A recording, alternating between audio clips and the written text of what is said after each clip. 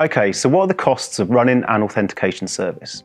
If we look at SMS OTPs, there's the obvious, transparent cost of actually delivering an SMS to your users. But what are some of the hidden costs? Firstly, SMS OTPs can be intercepted in a number of different ways. We have SIM swap attacks, we have vulnerabilities in the SS7 network, and we have malware that sits on your phone and forwards messages to other users. This results in both direct fraud losses and customer complaints. Secondly, things do go wrong with SMS, e.g. the SMS can't actually be delivered to the end users. This could be down to network load or simply the customer not having any signal. In this scenario, there's often no alternative to complete the transaction and is problematic from a compliance perspective. It has a number of downstream impacts. The user abandons what they're trying to do.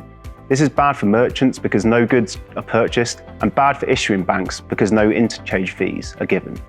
It also leads to increased call center volumes and their associated cost. So what else can be done? Inheritance-based authentication is an excellent alternative to SMS OTPs.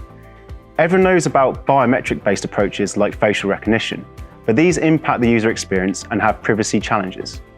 Keystroke dynamics and mobile swipe analysis are great alternatives, as called out by the EBA as compliant inherent factors. These are performed passively without the user facing any additional friction in their journey. It speeds up transaction times and reduces abandonment rates.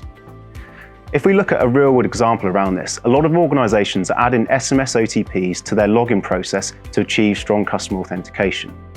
Callsign removes the need for this approach by adding keystroke analysis on top of how the user enters their username and password, achieving SCA without that SMS. Mobile push-based authentication is another user-friendly option. Like SMS OTP, it counts as a possession factor, but is much more secure. If there is no other option but to use SMS, real-time SIM swap timestamp information should be used. This provides more confidence that the genuine user has actually received that OTP. To manage all these different journeys, organizations should look to deploy a real-time decisioning module. It gives them more control over their user experience. This ensures SCA compliance for every type of customer. It provides operational agility to adapt when new threats are identified and takes away the black box nature of existing e-commerce solutions. If you'd like to find out more about how Callsign can reduce your fraud and authentication costs whilst improving your customer experience, please get in touch.